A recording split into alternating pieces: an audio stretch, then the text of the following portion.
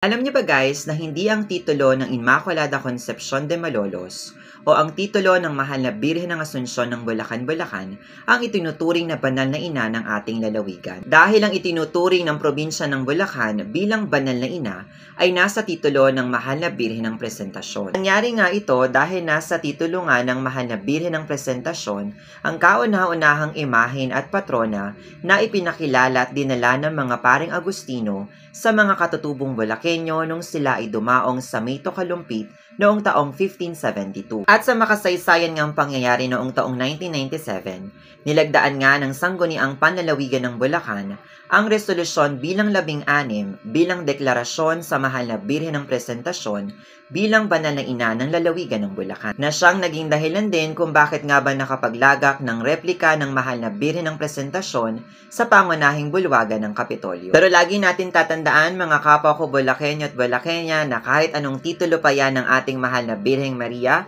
nag-iisa lamang siya na ating ina at reyna. So yun lang guys, thanks for watching, bye!